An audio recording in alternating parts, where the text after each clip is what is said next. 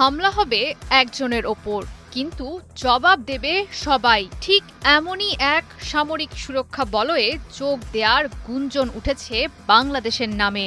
একটি চুক্তি, একটি হামলা আর তিন দেশের সম্মিলিত জবাব দেওয়ার আনুষ্ঠানিক অঙ্গীকারে এবার চতুর্থ দেশ হিসেবে যোগদানের কথা বিবেচনা করছে বাংলাদেশ।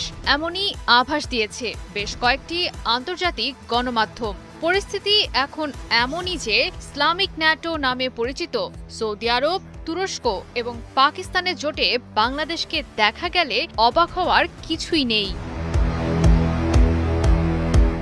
সৌদি আরব, পাকিস্তান আর তুরস্ককে নিয়ে গড়ে ওঠা প্রতিরক্ষা কাঠামোয় যোগদান প্রসঙ্গে ইতিবাচক অবস্থানে রয়েছে বাংলাদেশ। সম্প্রতি বাংলাদেশ সংবাদ সংস্থাকে তথ্যটি নিশ্চিত করেছেন প্রধানমন্ত্রীর পররাষ্ট্র বিষয়ক উপদেষ্টা হুমায়ুন কবির। যদিও এক্ষেত্রে বিশ্ব অর্থনীতি ও বাণিজ্যের পরিবর্তিত গতি প্রকৃতি বিবেচনা করে এরপরই চূড়ান্ত সিদ্ধান্ত নেবে বাংলাদেশ। তবে একথা স্পষ্ট যে একক আঞ্চলিক সম্পর্কের নির্ভরশীলতা থেকে বের হয়ে এসে কৌশলগত বিকল্প আরও বিস্তৃত করার দিকে ঝুঁকছে ঢাকা।